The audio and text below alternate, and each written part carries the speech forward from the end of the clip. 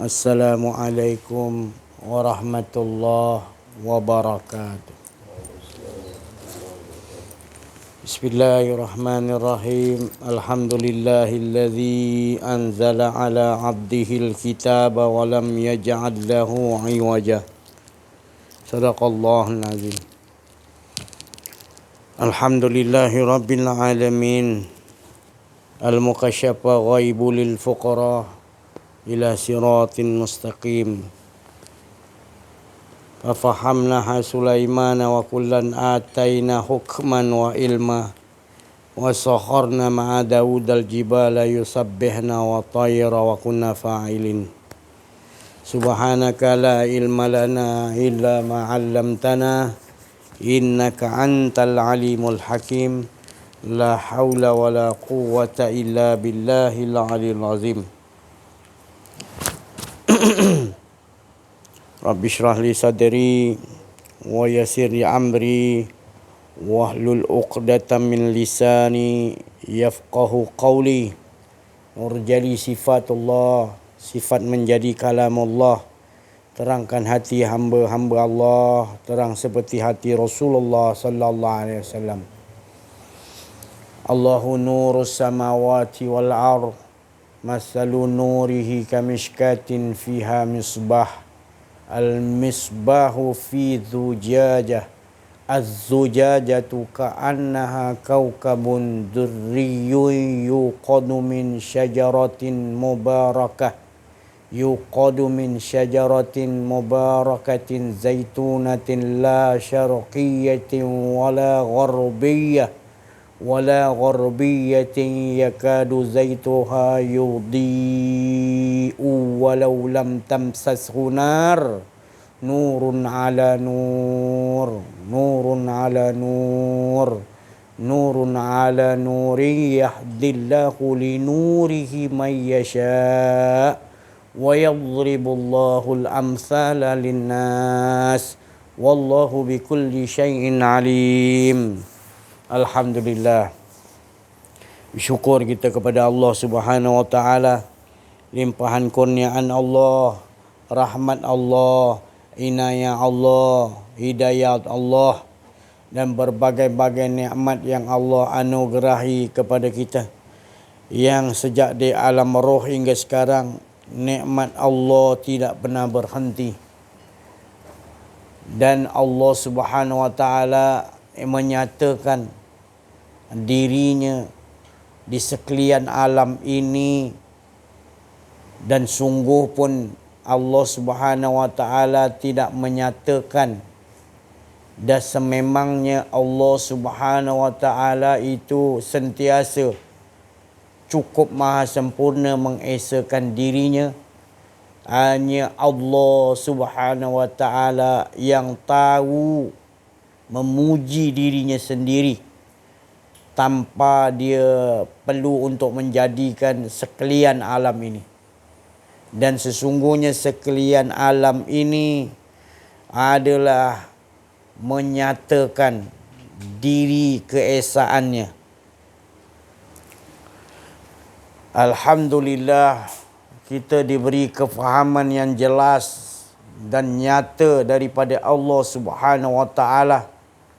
Setiap manusia, walaupun dia bukan Islam sekalipun, nalurinya itu bersumber daripada Adam. Maka Adam ini dia berasal daripada tanah, api, air, angin dan juga hangat, ya. Itu empat unsur ini diciptakan oleh Allah Subhanahu wa taala.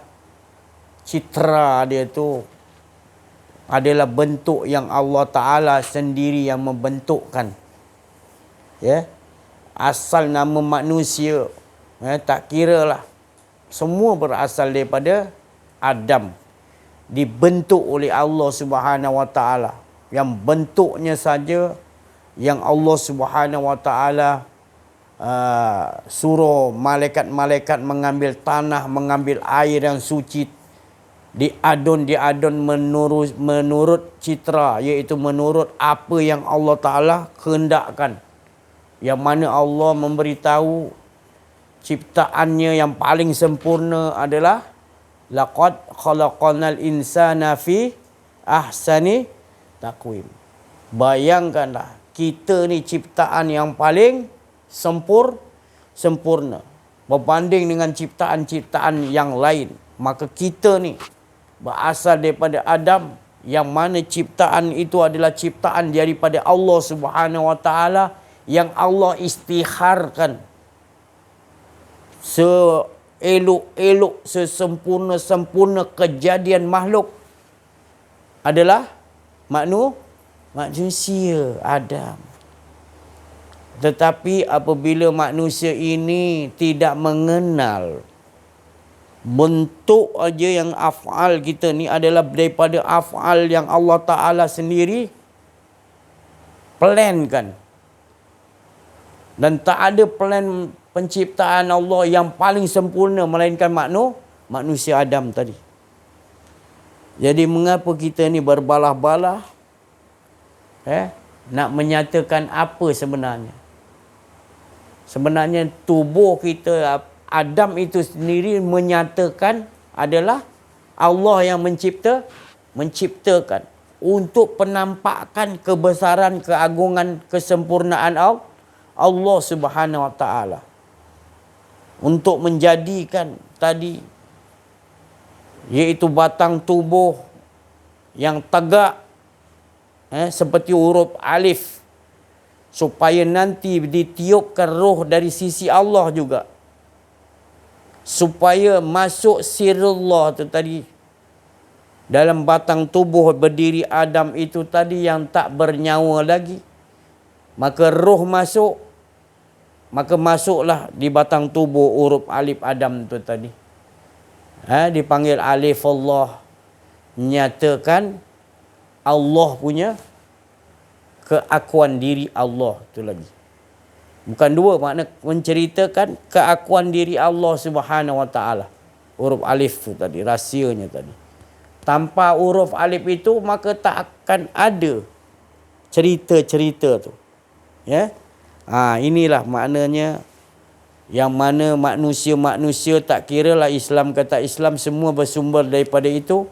Nalurinya adalah dimasukkan oleh Allah dari sisi Allah roh.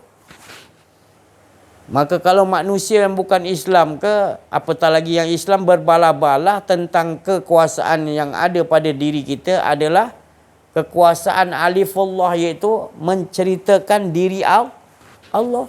Mengapa kita, baik Islam ataupun tidak Islam, berbalah-balah nak nyatakan keakuan diri kita? Jadi ini khusus kepada semua manusia. Allah menciptakan khusus untuk semua manusia. Nalurinya, fitrahnya adalah roh yang dimasukkan itu adalah mentaati Allah Subhanahu Wa Taala. Tetapi ada unsur keakuan diri itu tadi yang menyebabkan kita lupa bahawasanya sebenarnya yang esa, yang tunggal, yang ada hanya Allah. Kita lupa, kita mengatakan kita ada. Jadi kita berangan-angan kita ni ada. Sedangkan kita tak punya apa-apa. Belum disebut apa-apa, patung Adam pun tak ada lagi. Allah yang suruh ambil tanah-tanah yang suci daripada syurga ke, daripada Mekah, tanah daripada suci, daripada Madinah, tanah daripada Aqsa, dicantum-cantumkan air suci, air Kausar, air Zam-Zam. Dia adon lagi dengan hangatnya tadi bukan bahang api neraka, hangat panas-panas yang nak mensucikan keadaan tubuh Adam itu tadi. Jangan ingat tanah-tanah yang cai-cai ni, yang kotor-kotor ni, bukan. Tanah yang buat Adam tu tadi disuruh oleh Allah, oleh malaikat untuk. Itu tadi. Mana hebatnya kita ni tadi. Ciptaan kita ni Allah Ta'ala kata yang paling. Jadi ciptaan kita pun paling hebat. Mana mengapa kita tak agungkan kebesaran Allah? Kita ni sendiri, bentuk af'al ni sendiri adalah bentuk yang Allah citrakan, maknanya plankan sendiri. Yang mana Allah kata tak ada yang lebih sempurna. Ya Allah, kita dah sempurna, Allah sempurnakan, kita yang jadi rosakkan. Allah bagi tahu dalam Al-Quran, Allah bagi tahu. Sekiranya keakuan diri kamu, harta benda kamu, isteri anak-anak kamu, keluarga kamu, harta benda kedudukan, apa semua yang Allah bagi, semua tu, semua engkau lebih cintai daripada Allah dan Rasul dan berjuang jihad di jalan Allah, maka Allah Ta'ala kata nantikanlah azabku. Maknanya bukan nanti, maknanya rasakanlah azabku. Jadi kalau orang dia dah tak tahu ala tujuan dia, Allah ciptakan kita daripada tak ada kepada ada untuk memuliakan, mengagungkan, membesarkan Allah. Kita tak nampak tu, maka kita akan lebihkan keakuan diri kita, harta kita, kedudukan kita, kita punya isteri, kita punya anak-anak, kita punya ibu bapa, apa pun kita lebihkan itu daripada Allah dan Rasul serta berjuang di jalan Allah. Allah kata rasakanlah azab ni. Jadi perhatikan dalam diri kita. Kita dah lari tajuk. Kita sembunyikan. Sebenarnya kita bukan menombor satukan Allah, Rasul, berjuang di jalan Allah. Kerana inilah yang paling manis, yang tiada pahit, kata Rasulullah. Tapi kita buta, kita nampak itu yang berkhayal tu, yang merosakkan diri kita tu tadi. Kita lebih-lebihkan sangat hingga Allah dan Rasul kita tahu nombor 3, nombor 4, nombor 5. Ataupun kita anggap macam tak penting. Yang penting adalah keakuan diri kita, kedudukan, harta, wanita, anak-anak. Lebih-lebih, bukan tak boleh, lebih daripada Allah dan Rasul berjuang di jalan Allah. Rasakan azab. Mana kita sekarang berada di dalam azab. Sebab kita tak memuliakan, nombor satukan Allah. Itu aja menunjukkan kita telah tewas dalam peperangan. Kita dah berada di dalam keadaan peperangan yang besar, iaitu kita tak rasa macam ini satu peperangan besar. Kerana ini telah menggagalkan kita. Sebab Allah sendiri yang istiharkan engkau telah berada di dalam azab, di mana engkau lebih mementingkan segala-gala yang kau inginkan daripada Allah, Rasul dan berjuang di jalan Allah. Kau tak nak keluarkan wang ringgit harta engkau, jiwa raga engkau sebetul-betul kepada Allah, Rasul dan berjuang di jalan Allah. Nampak dalam kehidupan kau tu, engkau lebih kepada, tetapi engkau perbiarkan diri kamu berada di dalam azab dan kau bawa isteri, bawa anak-anak, bawa masyarakat kamu. Kalau kau jadi pemimpin, kau nak bawa sama juga. Kau bawa ke arah keakuan dirimu. Bukan nak bawa kepada diri keesaan Allah Subhanahu Wa Taala. Jadi beruntung orang yang berada di dalam keadaan ini, iaitu dia bernombor satukan Allah, Rasul dan berjuang di jalan Allah. Inilah manusia yang paling beruntung mendapati nikmat yang betul-betul di sisi Allah, dan Allah memberikan pertolongan. Allah sentiasa akan memberikan pertolongan. Inilah derajat orang yang paling tinggi di dunia dan di akhirat kelak di mana pun. Ini Allah sendiri bagi tahu, Rasul sendiri iktirafkan, inilah manusia yang paling tinggi darajat. Manin darajatin nabiyuna tahta liwaihi. Maknanya seluruh darjat-darjat yang tinggi di bawah kekuasaan darjat Nabi SAW. Jadi kita di bawah panji-panji darjat Nabi Muhammad SAW, kerana Nabi Muhammad SAW hilang keakuan dirinya.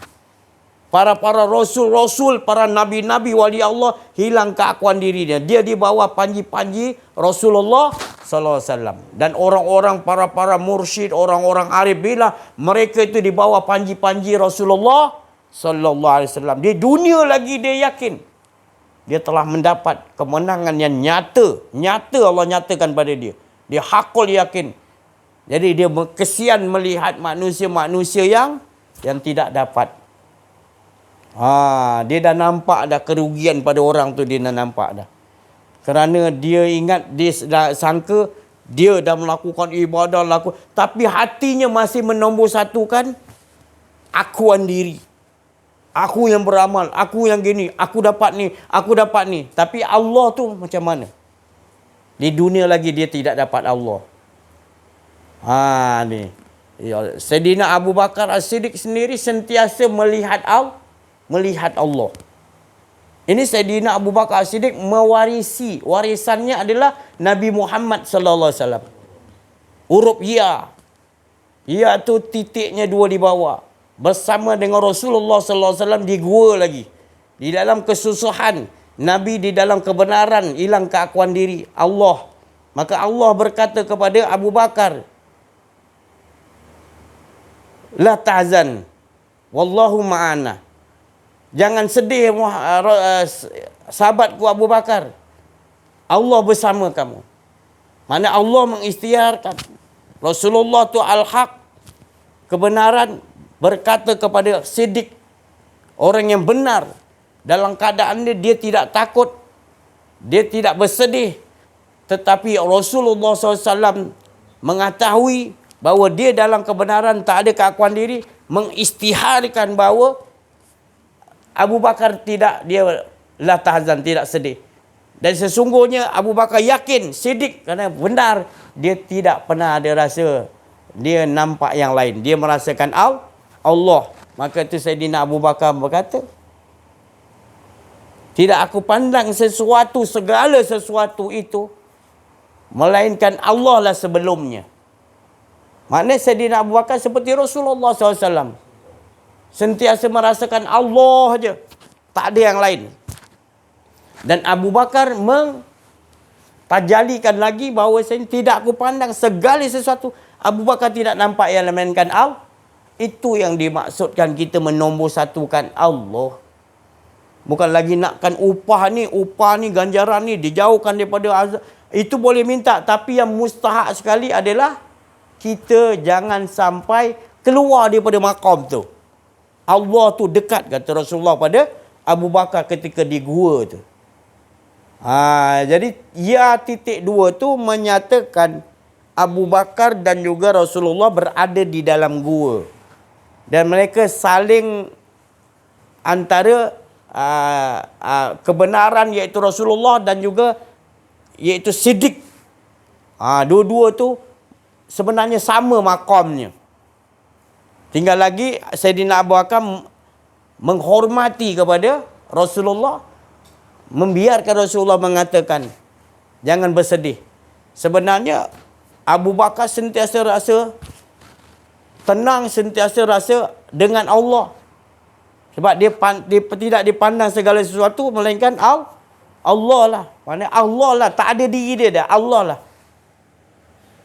Tu nak Allah Rasulullah nak menyatakan lagi bahawa maqam suhud bakar, iaitu suhud pandangan bakar tadi, jadi kita tenggelam dalam maqam tu tadi, mengikuti warisan Nabi Muhammad sallallahu alaihi wasallam.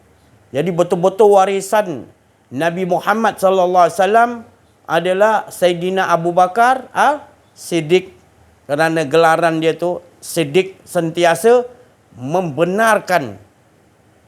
Sebab dia sendiri dah merasai, maka dia sentiasa membenarkan Rasulullah.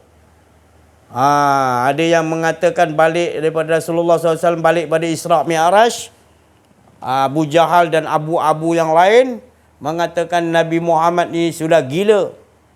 Dia jumpa Sayyidina Abu Bakar, mana sahabat Nabi SAW yang paling rapat. Dia kata, Abu Jahal kata, Abu Bakar, engkau punya sahabat karib tu dah gila. Dia kata. Kenapa? Dia pergi ke Masjidil Aqsa, tak sampai satu malam, lepas tu naik ke langit. Oh, kalau begitu aku lebih daripada itu aku percaya. Itu jawapan Sayyidina Abu Bakar. Dia seperti huruf iya, iaitu dua berapat sahabat yang betul-betul karib. Saling ia mengiyakan kerana dua-dua itu sama makamnya. Jadi ia mengiyakan, dia tak ada menolak, mengatakan tidak yakin, sentiasa yakin. Ya. Ya yakin. Ini 2 titik tu tadi. Menyatakan berada di dalam gua, sentiasa maqamnya, tidak pernah dia sedih, tidak pernah dia rasa was-was dan syak lagi. Ini yang kita nak. Inilah kedudukan yang banyak daripada puak-puak yang ada. Puak-puak yang ni dia tidak mahu kita mengalami maqam ni. Maka tu terpecah umatku 73 golongan. Kata Nabi Muhammad SAW hanya satu. Sebab golongan 72 ni tak mengiktirafkan maqam ni tadi. Maqam yang Nabi Muhammad SAW, dia tidak mengiyakan Abu Bakar itu saja sahabatnya. Tapi Rasulullah SAW nak mengiyakan bahawa sahabat, di antara sahabat Abu Bakar itu ada selepas wafatku. Iaitu orang yang berkedudukan seperti Sayyidina Abu Bakar, yang mana tidak kulihat sesuatu, segala sesuatu, melainkan sebelumnya aku lihat adalah Allah. Segala sesuatu, apa pun dia pandang, dia dah latih 24 jam. Dia mendapat warisan daripada Rasulullah. Al-ulama warisatul. Waris yang pertama adalah Sayyidina Abu Bakar As-Siddiq. Jadi beruntung kita dapat kenal maqam, kedudukan yang kita nak bawa. Bukan kita ni Sayyidina Abu Bakar, tetapi kita diiktirafkan huruf ya tadi, kita bersahabat dengan sahabat karib iaitu Nabi Muhammad sallallahu alaihi wasallam. Jika kita melihat dengan huruf 2 titik ya, penglihatan batin dan juga penglihatan zahir. Ya, 2 titik mata tu melihat tak lain yang zahir, yang batin yang kita nampak sebelum sesuatu itu adalah Allah. Kita memegang huruf ya. Tempoh hari diceritakan huruf alif, huruf nun. Tapi ini hari diceritakan lagi. Tapi bagi orang yang 72 golongan tadi, dia tak mau terima. Dia tak mau terima, dia menerima kerugian. Sebab kita kena mengalami maqam ni. Maka kita harus memperlakukan penglihatan kita juga Tapi bagi orang yang selain daripada ahli sunnah wal jamaah yang Nabi masukkan, dia tak jadi ahli Allah, dia tak dapat memperlakukan ini. Maka dia menampak lagi ini bid'ah, ini tak betul, ini masih lagi nakkan syurga, dijauhkan neraka, masih lagi itu. Tidak dia nampak dalam kehidupan tu adalah yang ada penglihatanku adalah penglihatan Allah. Jadi bila aku melihat dengan penglihatan Allah, tidaklah aku nampak segala sesuatu yang Allah jadikan, melainkan tetap dia nampak diri yang menjadikan.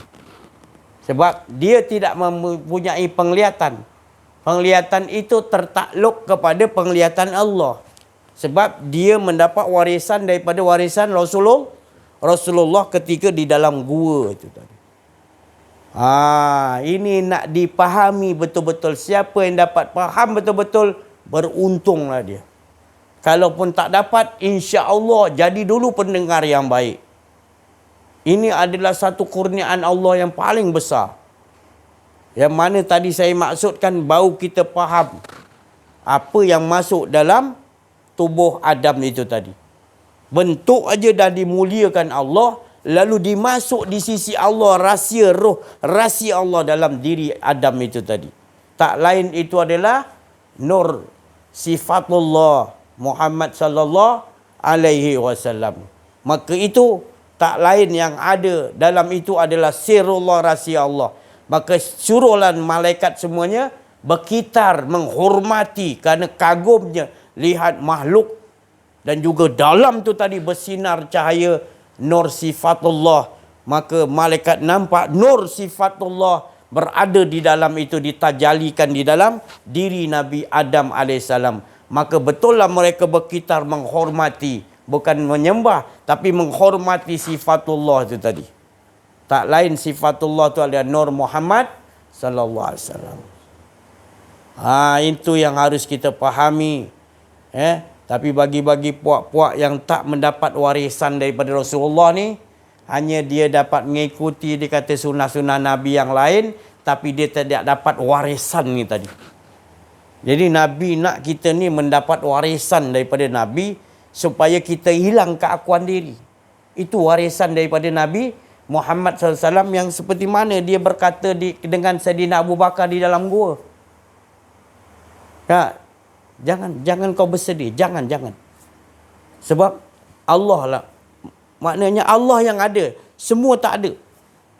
Penjahat nak bunuh ke apa semua tak ada. Yang ada hanya Allah.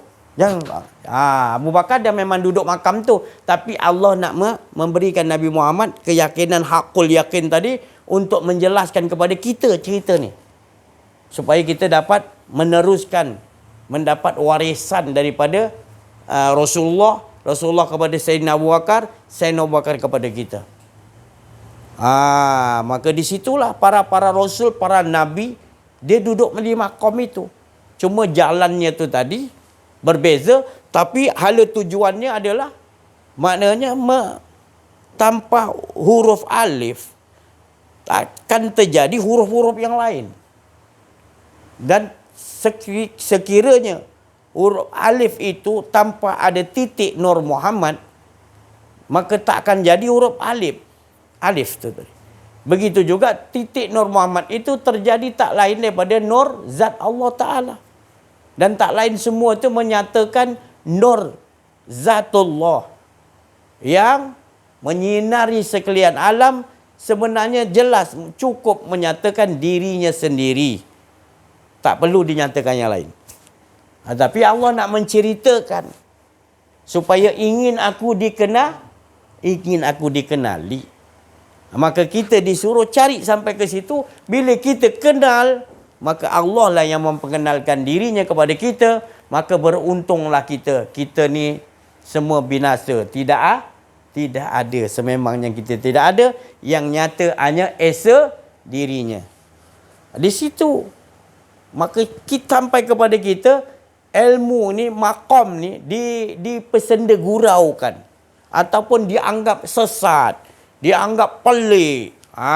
Ini menunjukkan bahawa tak adalah engkau mendapat warisan Nabi SAW dan warisan sahabat-sahabat para wali Allah, maka beradalah engkau kepada hawa nafsu, makam hawa nafsu engkau, keakuan diri engkau, maka engkau akan lebihkan akuan diri engkau, kau akan lebihkan kedudukan kau akan lebihkan harta kau akan lebih mencari kepada apa saja kemampuan hawa nafsu kau, tidak kepada dapat kenikmatan yang berunsur, iaitu Allah terlalu dekat.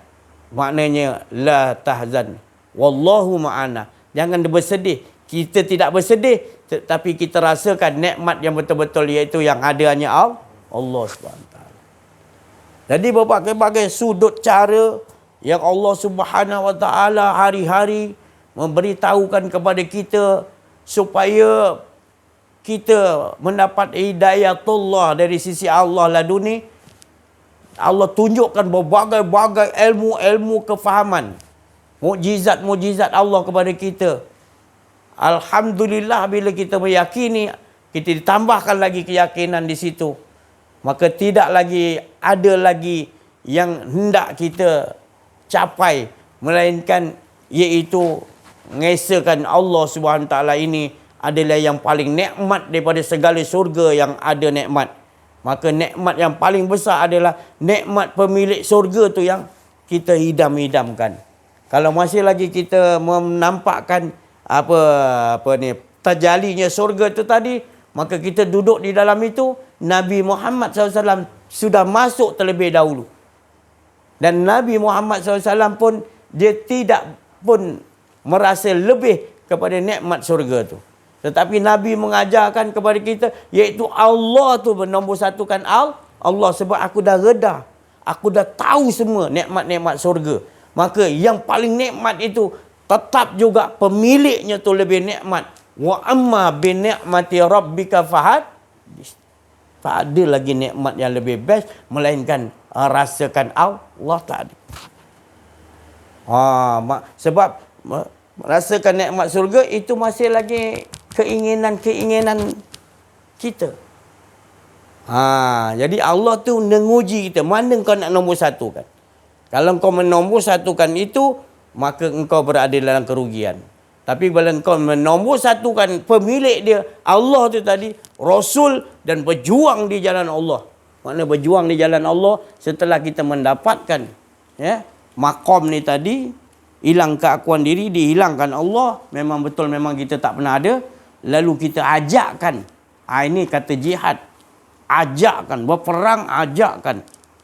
Setelah kita dikurniakan Allah, mubassiran, berita gembira tadi, tak ada akuan diri kita, dileburkan Allah, lalu kita diberi jihad untuk kita mengajak, berjihad, mengeluarkan harta benda untuk menyelamatkan manusia-manusia. Jadi bila orang dah sampai kepada keadaan ini, akan diberi oleh Allah Subhanahu Wa Taala wan nazira. Seperti mana Rasulullah SAW, para rasul, para nabi, para wali Allah, dia akan diberi wilayah, wali, kekuasaan untuk mentadbir. Allah sendiri mengurniakan untuk menyelamatkan manusia-manusia yang dibagikan Allah kawasan-kawasan yang telah ditentukan. Ini maknanya dinamakan wan nazira. Setelah mendapatkan, maka beruntunglah. Pasti akan diberi tandanya, iaitu Allah Ta'ala suruh kita menjalankan, iaitu menyampaikan yang tak ada lain perkataan daripadaku, iaitu mengajak manusia supaya seperti mana engkau telah mendapatkan aku, hilang akuan diri engkau, itu juga yang kau ajakkan kepada mereka berjihad habis-habisan. Seperti mana Rasulullah sallallahu alaihi wasallam bersabda bahawa aku diutus oleh Allah dengan kalimah la ilaha illallah untuk memerangi orang yang tidak mau mengimani la ilaha il. Mana memerangi itu tadi bukanlah semestinya dengan pedang, tetapi dengan akhlak itu tadi. Hilang keakuan diri. Pada hilang keakuan diri, mereka akan pergi, iaitu mengajakkan tadi kepada la ilaha illallah, buang keakuan diri, yang ada hanya Allah. Itulah kerja para Rasulullah SAW, para nabi-nabi, wali-wali Allah. Itulah kerja yang paling mulia. Jadi beruntung kita telah mendapatkan di sisi Allah di mana kefahaman ini. Jangan kita terikut kepada puak-puak yang 72 yang tak diterima oleh Nabi SAW. Kita keliling kita peperangan yang besar. Bukan di kalangan orang yang Yahudi, Nasrani, Majusi saja. Tapi yang lebih berat lagi adalah tergolong daripada golongan umat Islam, umat Nabi SAW sendiri, yang hanya satu je dalam 73, hanya satu je. Jadi kita duduk yang satu tu, tanda yang satu itu adalah orang-orang yang ahli Allah, yang kenal diri, kenal Allah. Beruntunglah, maka dia dipilih yang dikatakan ahli sunnah wal jamaah. Bukan mengaku-mengaku, bukan masuk persatuan kelab ahli sunnah wal jamaah, tetapi dia betul-betul kenal diri, kenal Allah. Dia jumpa dah mursyid dia, dia dah menjumpakan dia tadi khalifahnya. Dia telah mengundi betul-betul, memilih calon yang betul di dunia lagi. Walaupun orang dunia tidak mengetahui, tapi dia telah memilih calon yang paling mustahak dalam hidupnya, iaitu mursyidnya sendiri. Itulah calonnya. Di mana pun dia pergi, itulah khalifahku. Ini maknanya orang yang benar-benar beruntung. Maka dia telah mengetahui dah mana dia Mahdi yang dapat petunjuk dan memberi petunjuk untuk supaya dia kenal diri, kenal Allah Subhanahu Wa Taala. Maka dia telah menemukannya, maka beruntunglah. Duduklah, bersahabatlah dengan orang-orang begini. Jangan kita olok-olokkan, jangan kita pelekehkan, jangan kita tak berkhidmat kepada dia. Walaupun kita tidak mampu, tapi berkhidmatlah kepadanya, supaya nanti datang kasih sayang, datang pertolongan Allah, mengundang pertolongan Allah, disebabkan kita membantu. Sebab dia adalah daripada menyuruh kepada ke arah Allah Subhanahu Wa Taala. Mereka ini adalah para kekasih-kekasih Allah. Siapa yang memusuhi, siapa yang tak mau mengikuti, maka dia orang yang rugi, kerana dia tidak dapat jalan yang benar, iaitu jalan yang sampai kepada Allah Subhanahu wa taala. Tetapi barang siapa yang berkhidmat, yang menolongnya dengan beberapa mengeluarkan harta, mengeluarkan macam-macam, sikit ke banyak tak perlu, tak penting, tetapi khidmatnya, membantunya, menyenangkan, memudahkan kerja-kerjanya, itu sangat disayangi oleh Allah Subhanahu wa taala. Daripada orang yang itu hanya sekadarnya saja, nampak macam biasa je. Seperti Sayyidina Abu Bakar, kalau Rasulullah tu nak dibunuh, Rasulullah ke depan, maka dia akan duduk ke depan, kerana memikirkan seolah-olah musuh Rasulullah tu nak bunuh dia, kejap lagi ada di hadapan. Maka Abu Bakar duduk di depan. Dan apabila Abu Bakar merasakan ada musuh nak membunuh Rasulullah daripada belakang, baru nak rasa je Abu Bakar dah cepat duduk di belakang Rasulullah SAW. Begitulah kanan dan juga kiri. Dan kalau boleh Rasulullah tu nak didokongnya. Kata Sayyidina Abu Bakar, punya dia berkhidmat, punya dia tahu harga nilai Rasulullah SAW tu tadi. Bukan balasan, tetapi rasanya bila kita merapat huruf ya tadi, berapat Rasulullah dengan Abu Bakar itu tadi, ataupun kita dengan Rasulullah bersahabat untuk menolong agama Allah, maka nikmatnya itu tadi yang menyebabkan Sayyidina Abu Bakar tidak ada rasa bersedih atau takut, kerana dia dah dapat makam nikmat bersahabat huruf ya tadi. Jadi mudah-mudahan apa yang diucapkan pada malam ini masuk ke dalam rohaniah kita, dan kita dudukkan dalam maqam tu. Tidak kupandang segala sesuatu melainkan Allah dahulu. Latihlah. Latihlah. Kalau kita tak dapat duduk situ, maka beristighfarlah. Mohon pada Allah. Itu adalah kesalahan yang besar. Sebab kita memandang, kita rasa kita memiliki pandangan. Padahal kita melihat ni dengan pandangan Allah. Tetapi kita rasa macam kita yang boleh pandang. Maka apabila kita yang mandang, kita akan buta pada Allah. Kita akan nampak segala sesuatu.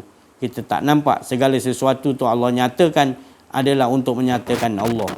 Saya rasa sikit dulu sampai sini dulu. Kita minta sahabat-sahabat kita untuk memberikan lagi pencerahan. Alhamdulillahirabbil alamin. Alhamdulillahilladzi hadana lihada wa ma kunna linahtadi laula an hadanallah. Asyhadu an la ilaha illallah wahdahu la syarikalah wa asyhadu anna Muhammadan abduhu wa rasuluh sallallahu alaihi wa ala alihi wa sahbihi haqqa qadrihi wa miqdarihil azim. Alhamdulillah, setinggi-tinggi kesyukuran pada Allah Subhanahu wa taala yang telah menggunakan hidayah taufik dan inayahnya, yang telah menggunakan rahmat kasih sayang, keizinan dan kerahimannya kepada kita semua. Masya Allah, diatur dan disusun di dalam majlis kenal diri dan kenal Allah Subhanahu wa taala. Majlis mentauhidkan Allah Subhanahu wa taala dengan sebenar-benar mengesahkan Allah Subhanahu wa taala sebagaimana Allah taala mengesahkan dirinya sendiri dengan kalimah la ilaha illallah Muhammadur Rasulullah. Kalimah dan nak nafikan keakuan diri kita, nak buangkan, nak tanggalkan, nak pisahkan, nak, dan juga kita nak binasakan. Kita selalu sebut binasa. Kerana apa? Kerana keakuan diri itulah yang sangat-sangat azab. Apabila kita merasakan kita, segala-galanya kita, segala-galanya aku, segala-galanya diri ini yang buat, yang memiliki kaitan aku dan sebagainya. Masya Allah, itulah kita nak letakkan Allah SWT di hadapan. Nombor satu kan Allah SWT, macam mana Ustaz beritahu tadi, nak letakkan Allah Ta'ala di hadapan dahulu. Nak yakin, nak nampak Allah Ta'ala dahulu sebelum diri kita sendiri. Wa fi anfusikum afala tubsirun. Sebelum diri kita nampak Allah Ta'ala dulu. Sebelum benda-benda lain, makhluk-makhluk lain dan sebagainya, kita nampak Allah Ta'ala dulu. Kita letak Allah Ta'ala dulu dan kita utamakan, nombor satukan Allah Subhanahu Wa Taala dulu. Inilah majlis yang sangat-sangat mulia di sisi Allah Taala. Ustaz telah pesan tadi, masya-Allah, banyaklah dari segi jihadnya dan sebagainya. Dan nak utamakan Allah Taala dan Rasulnya terlebih dahulu, dan berjihad di jalan Allah Taala terlebih dahulu.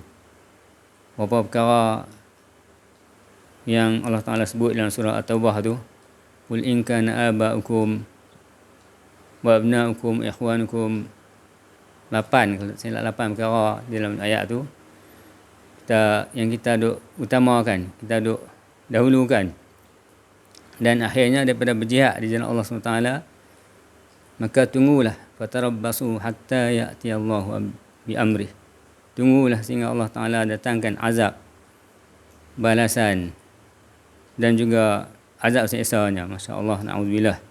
Jadi itulah kita sama-sama, bila kita buang keakuan diri, maka akan datanglah keikhlasan, akan datang ketenangan, dan akan datang segala-gala kenikmatan.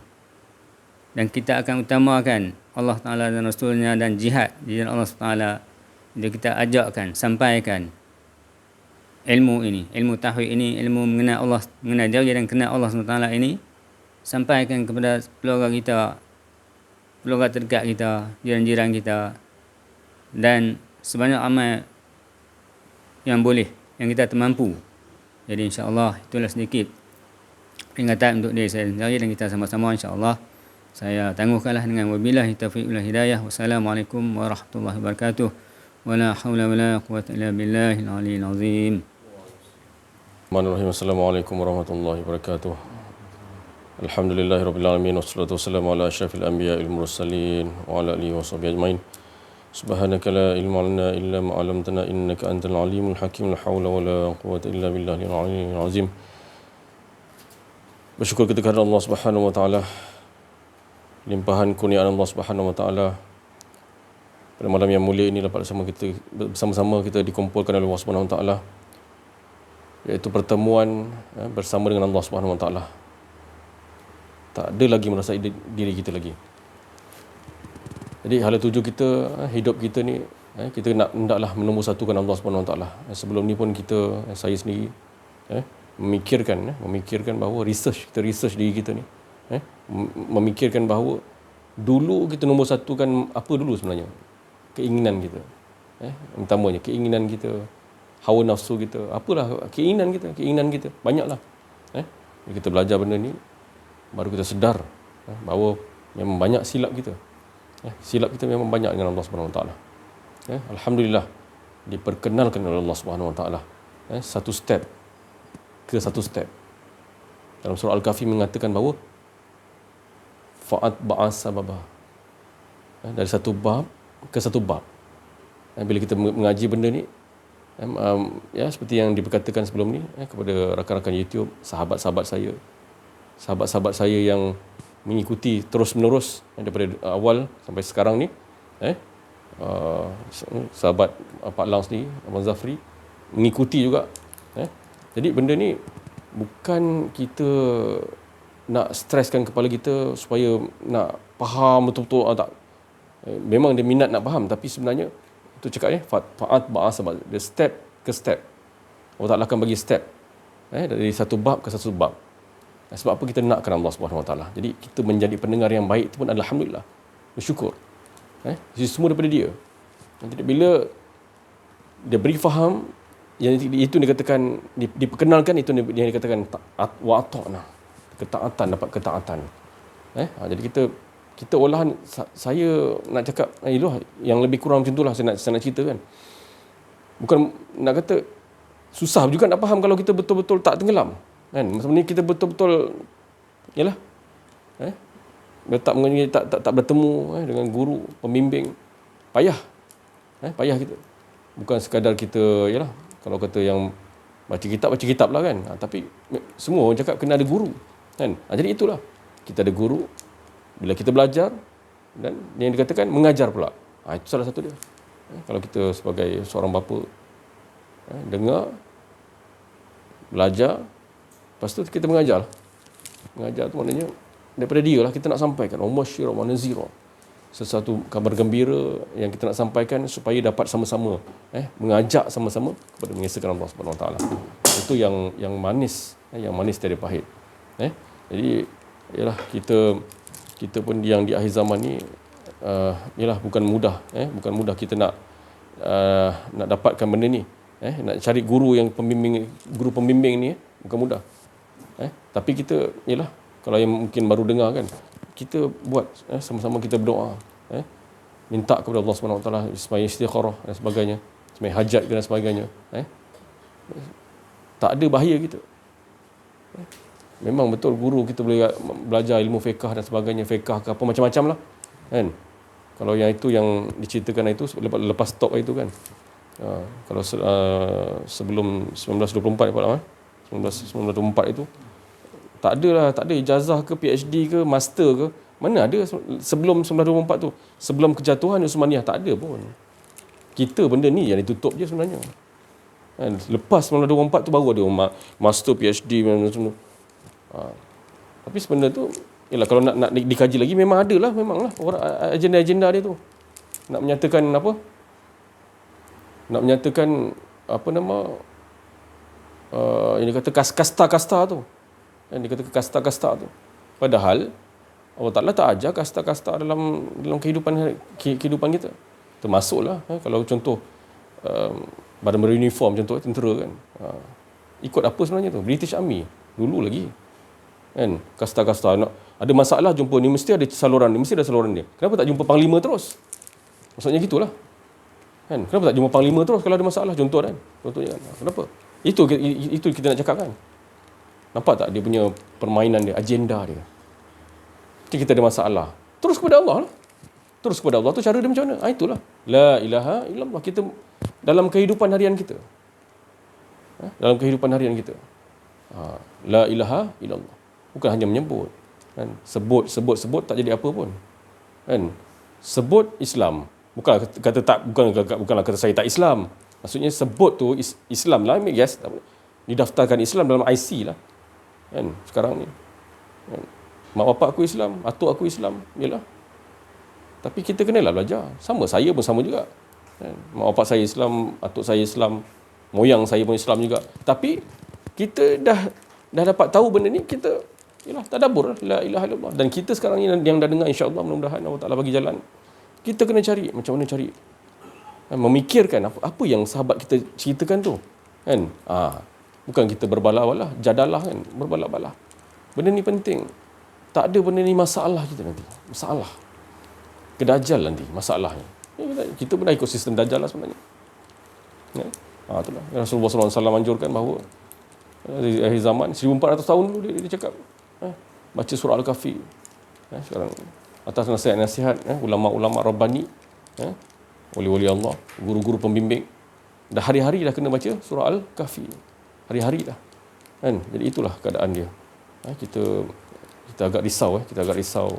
Risau bukan apa? Risau ialah kita diperkenalkan oleh Allah SWT, kita merisaukan keadaan kawan-kawan kita, sahabat kita. Ialah itulah. Dan kita mudah-mudahan kita berdoa sama-sama supaya sahabat-sahabat kita diperteguh oleh Allah SWT. Seperti yang diberkatakan tadi, dinasihatkan tadi. Guru, sang guru tu dah ada depan mata kita, berkhidmatlah dengan atas dasar gerak daripada Allah Subhanahu Wa Taala. Itu yang penting. Macam saya cakap semalam, sepatah guru bercakap, yang tu yang dinampakkan oleh Allah Subhanahu Wa Taala masuk dalam rohaniah kita. Itu maksudnya gitu. Kita nak cakap macam mana? Saya nak cakap pun susah nak cakap. Kalau nak cerita panjang, boleh PM tepi lah. Kan? InsyaAllah. Kalau sahabat-sahabat saya, bolehlah PM tepi insyaAllah. Saya pun tak tahu nak cerita panjang. Tapi itulah, saya boleh cakap kesedapan. Dan infaklah. Fisabilillah. Fisabilillah dengan keadaan, Ustaz cakap dulu, penyapu lidi pun tak apalah. Satu penyapu lidi pun tak apa. Kalau kita nak betul meningkatkan keimanan kita, meningkatkan yang dikatakan betul-betul bawa kenal diri, kenal Allah ni, mesti ada. Bukan yang dikatakan kita mengaji benda ni, kita mana ada keluar apa-apa, tak ada. Mana ada Rasulullah semua keluar cakap hijrah itu pengorbanan, hijrah itu perjuangan. Dalam perjuangan mesti ada pengorbanan. Apa keluar RM1, nak keluar RM1 pun takut. Nak beli senjata, contohlah nak beli apa-apa yang fisabilillah ni kan, pun takut kan. Takut rugi kan. Gitulah cakapnya. Kan, kalau saya cakap lebih payah pula nanti kan. PM tepilah senang kan. Gitu. Jadi itulah kita nak dapat rahsia-rahsia tu, bukanlah kata saya semua tahu rahsia, tak. Maksudnya sama sahabat-sahabat saya pun semua tahu rahsia-rahsia yang nak mengekalkan, memperteguhkan himmat dengan guru kan. Ada masalah dalam kita ada masalah ni, kita jangan campur adukkan. Sebenarnya kita jangan campur adukkan dengan contoh dengan jemaah-jemaah kita kan, kita jangan campur adukkan. Kita ada masalah, kita campur adukkan dengan kita punya perkumpulan jemaah contoh kan. Masalah nanti. Yang itu jangan duduk di masalah. Jangan duduk di masalah. Duduk dengan Allah yang pemberi masalah tu, Allah Taala yang nak selesaikan. Dia yang bagi, dia nak selesaikan. Terus gitu. Kita jemaah ni kena bersatu. Bersatu berkasih sayang. Untuk mendapatkan yang dikatakan kesatuan. Kesatuan tu apa? Tu dia. Satu, esa tunggal. Kita belajar yang ni. Pengajian ni, esa tunggal. Kita kena bersatu lah. Bersatu dalam keadaan macam mana? Inilah.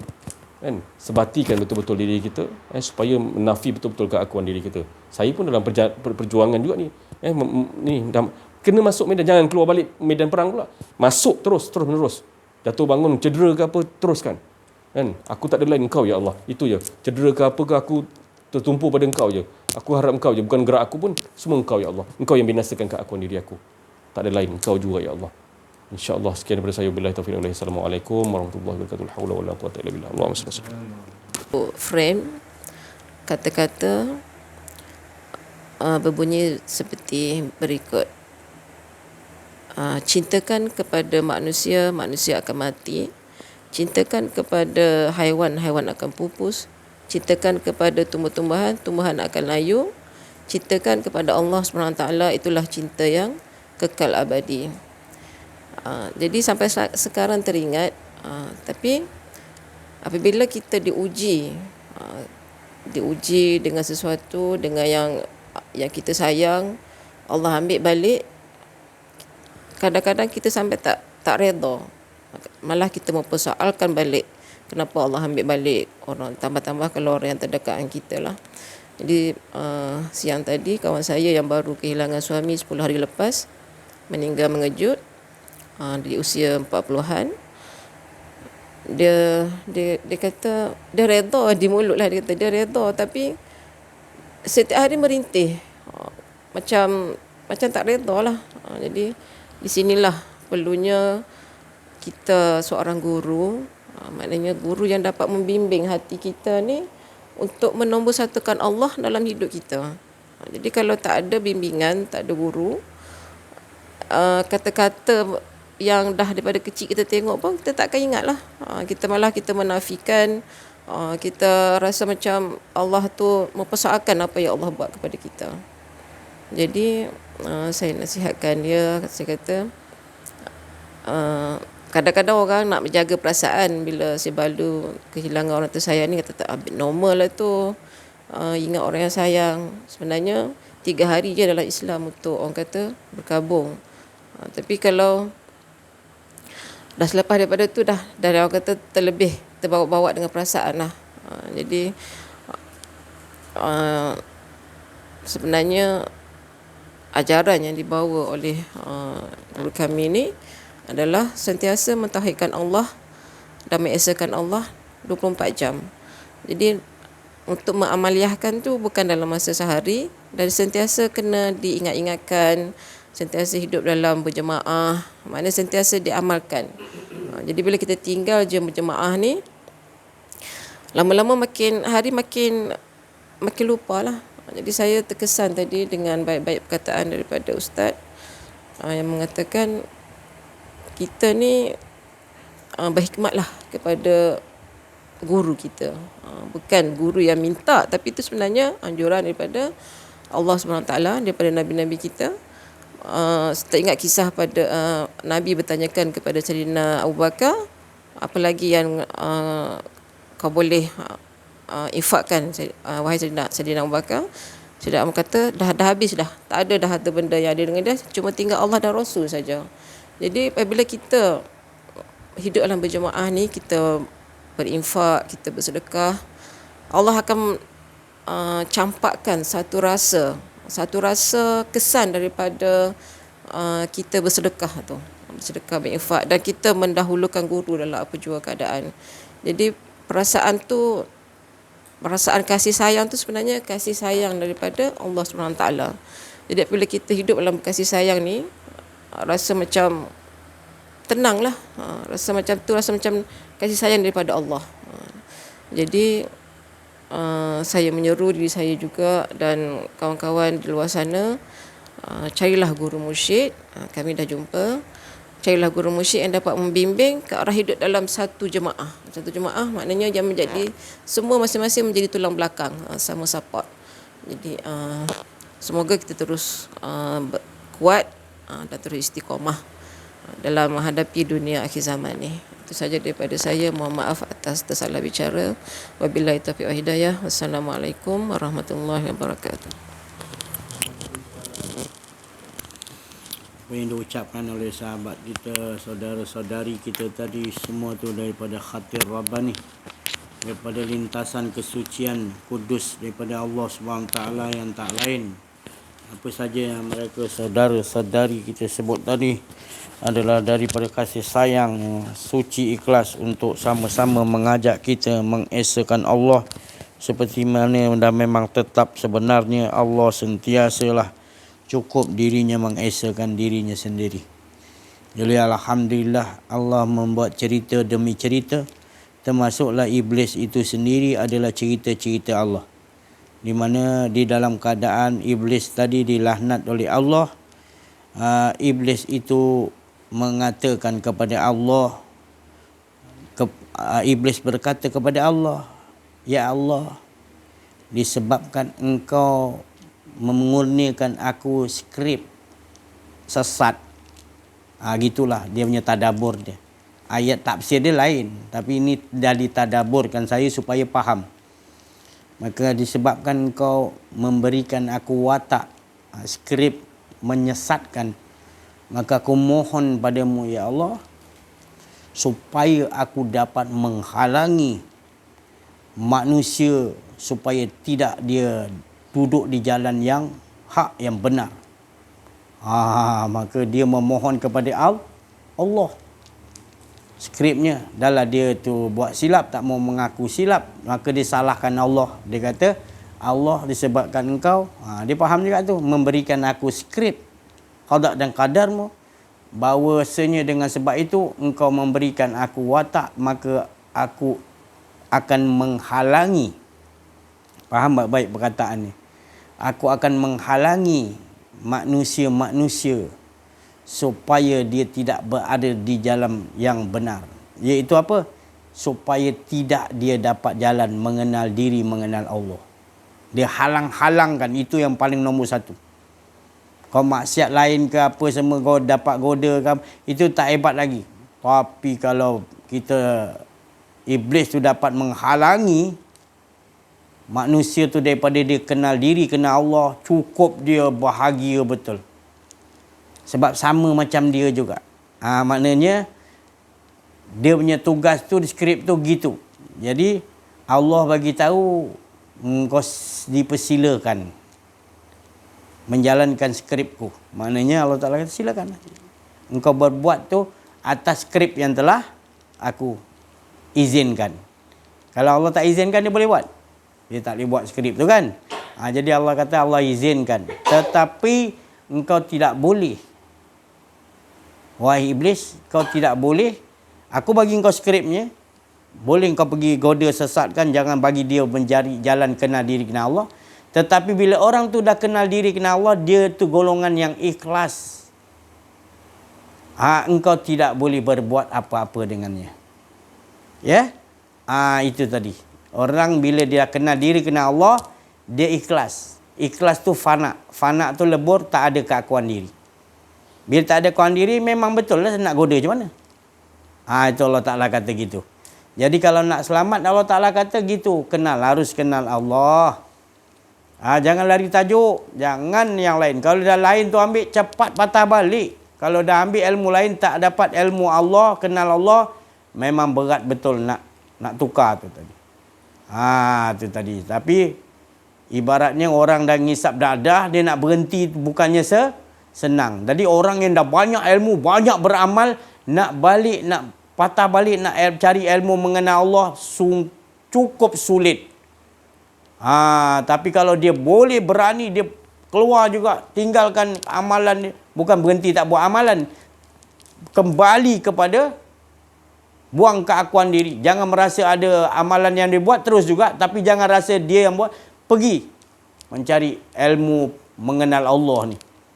Cukup 40 hari pun insya-Allah, kalau Allah izinkan dapat, maka apa sahaja pun amalan-amalan yang kita lakukan, ilmu-ilmu yang kita ada, tetap kita akan mengesahkan Allah. Itulah kesempurnaannya.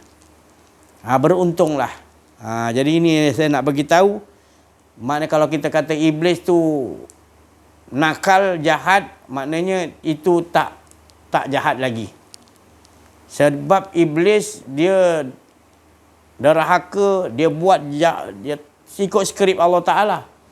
Dan dia tidak mengundang, mengucapkan dalam keadaan berzikir, bertasbih, bertahmid. Dia berkeadaan buas, iaitu terus buas, terus menunjukkan, menutupi jalan-jalan orang nak mengenal diri, mengenal Allah. Dia tutupi, dia tak bagi nampak kita. Seolah beramal, amal banyak-banyak. Puasa banyak-banyak, zakat banyak-banyak. Kalau kau kaya, sedekah banyak-banyak. Cukup kau tak payah buat apa. Tak payah belajar kenal diri kita Allah. Cukup tu apa yang kau buat. Amalan kau 60 tahun kau mulai puasa tiap-tiap hari ke apa. Buat tu je. Yang mengenal diri mengenal Allah kau jangan. Dia cukup terror bab dia menghalangi sampai buta dia tak nampak Allah. Dia beramal, dia rasa dia yang beramal. Rugi tak Rasulullah kata rugi. Ni kata Allah sendiri kata rugi, jangan tertipu kat situ. Tetapi Allah bagi tahu, itu tak teruk lagi. Iblis tu tak teruk lagi menghalangi manusia. Tetapi manusia ni, manusia ni, kalau dia tu tidak kenal diri, tidak kenal Allah, lebih teruk daripada iblis tu tadi. Sebab iblis dia buat jahat macam tu, dia tak berzikir, dia tak menyebut nama Allah, tidak berpuasa, tidak zakat, tidak haji, tidak Tetapi manusia ni, dia tak kenal diri, tak kenal Allah, tetapi seolah-olah dia rasa dia berzikir, dia yang banyak melakukan solat tengah malam, dia berpuasa hari-hari, dia manusia ni dalam keadaan dia rasa dia Tuhan tu tadi. Lepas tu dia sebut nama Allah, dia mengaku dia lakukan puasa, dia solat, dia ya Allah, Allah Ta'ala kata ni lebih lagi teruk daripada iblis. Ini bukan saya cakap. Sebab Allah tak mau terima orang yang dia beramal dalam keadaan mensekutukan Allah. Ini mensekutukan Allah. Iblis dia sedar dia buat tak betul. Dia mengaku. Dia berada di jalan yang tak betul. Dia halangkan orang pula lagi jangan jalan itu. Kita ingat teruk dah. Rupanya lagi teruk orang yang ibadah dia kuat. Ibadah tu bagus. Tapi ibadah dia kuat. Dia ngaku dia. Apa kau nak balas aku ya Allah? Biadabnya tadi. Dalam keadaan dia derhaka kepada Allah. Mensekutukan Allah. Dia rasa dia yang buat. Kau nak balas apa aku ya Allah? Ya Allah. Itu lebih bahaya lagi. Lebih rugi lagi daripada iblis. Nampak? Kalau kita tak mengaji kenal diri, kenal Allah. Yang mana Allah sendiri suruh. Nabi sendiri bagi tahu, man arafa nafsahu faqad arafa rabbahu. Siapa tidak kenal dirinya, dia tidak akan kenal Allah. Bila dia tak kenal Allah, maka rugi apa saja pun dia buat. Apa pun dia, solat hari-hari, qiyam mulai 30 tahun, 40 tahun, 60 tahun ibadah, haji, sedekah 1 sekian alam, semua orang tahu. Tak ada manfaat. Bagi Allah, Allah tak pandang tu semua. Sebab dia rasa dia yang melakukan. Nampak? Allah sendiri tak teri. Ini bukan saya cakap ni olok-olok ya. Nabi sendiri ceritakan ni. Kan kita dah biasa dengar 60 tahun dia ibadah, dia rasa dia yang ibadah.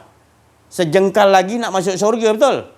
Ni siapa yang cerita? Nabi Muhammad sallallahu alaihi wasallam. Dan Nabi sendiri cakap, siapa tak kenal diri dia, tak kenal Allah, maka apa pun amalan dia tak bermanfaat. Bukan saya cakap. Rasulullah sallallahu alaihi wasallam. Jangan salahkan saya akan Allah, saya akan Rasulullah kalau berani. Ini bukan nak ditakut-takutkan. Ini supaya kita mendapat tempat yang paling manis, iaitu mengesakan Allah dalam ibadah kita. Kita tak sekutukan Allah. Engkau berdiri rukuk, manisnya kita rasakan. Engkau semua ya Allah. Nafas aku turun naik Allah, engkau semua yang naikkan ya Allah. Sampai datang detik kita, hebat kau. Tak ada ya Allah, sebenarnya engkau yang hebat ya Allah, bukan aku ya Allah. Aku tak ada apa benda ya Allah. Kita lawankan supaya kita dapat terus berada dalam mengesakan Allah. Dalam diri kita, di luar kita mengesakan Allah. Manisnya, untungnya manusia ni. Manusia ni dipanggil manusia yang paling beruntung. Mereka yang sentiasa hidupnya tak nampak lain lagi. Seperti Abu Bakar ceritakan tadi. Dia tak nampak yang lain dah. Sebab dia dah kenal diri, kenal Allah. Rasulullah pembimbing rohani dia. Pastilah dia akan kenal Allah dari Allah. Maka tak ada dia ragukan lagi dah. Apa pemperbuatan dia, penglihatan dia, semuanya Allah dah, sampai tak ada apa dah. Semuanya Allah jadikan dia boleh begitu. Dia langsung tak ada apa-apa. Begitu sekali mereka para sahabat mendapat warisan daripada Rasulullah sallallahu alaihi wasallam, dan Rasulullah daripada akhlak, warisan daripada Allah Subhanahu wa taala. Jadi jangan ragu lagi. Terus bertambah hakul yakin, kamalul yakin. Kita mengaji ni bertambah yakin kita dengan Allah. Peduli semua, tak nak ikut sembah Allah pun tak kisah. Yang penting aku terus. Walaupun satu dunia ni aku telah bawa manusia, iaitu mengesakan Allah, tetap juga aku tak mahu ada rasa keakuan aku yang melakukan itu semua. Melainkan engkau lah ya Allah, bukan aku. Begitu sekali. Walau seluruh satu kampung ni kita dapat bawa kenal diri, kenal Allah, mereka semua betul-betul dapat Allah Ta'ala, tetap juga kita bukan mengaku, bukan aku ya Allah, engkau. Aku tak ada kena-mengena ni semua ya Allah. Semuanya engkau punya susunan yang cantik, sempurna, bukan aku. Kita tetap tak rasa ada keakuan diri. Ini sampai dah ada benda ni. Aku dah dapat ilmu ni, aku dah dapat ilmu kenal diri, kenal Allah. Aku tak payah solat, aku tak. Itu mengarut lah tu. Tapi maknanya tak mengaku solat pun dia juga. Dia solat, dia tak mengaku solat, dia juga. Tapi kita tak nampak pun dia solat jemaah, dia tak pergi pun mana-mana. Dia rasa dia solat dalam. Itu mengarut lah tu. Kan dah dibagi tahu kalau kita dah kenal diri, kenal Allah sempurna, syariat, tarikat, hakikat, makrifat kalau sempurna, syariat pun tak boleh ditinggalkan. Salah satunya pun tak boleh ditinggalkan. Kita tinggalkan makrifat tak boleh juga. Kita ada makrifat, ada hakikat, ada tarikat, syariat tak buat, tak boleh. Tetap kena berjemaah ikut cara syariat Nabi SAW. Ikut tarikat Nabi SAW. Ikut hakikat tak boleh. Kita syariat dia ikut Nabi SAW tak boleh. Mesti ada tarikat Nabi, mesti ada hakikat, mesti ada makrifat. Jangan ditinggal. Salah satu pun tak boleh tinggal. Apatah lagi kita pakai satu je, tiga tinggalkan. Tarikat, hakikat, makrifat tak pakai. Mana boleh? Kita ni tertipu lah. Maknanya kita tak faham lah tu. Benda tu seiringan. Dalam syariat ada tarikat, dalam tarikat ada hakikat, dalam hakikat ada makrifat. Benda ni tak terpisah.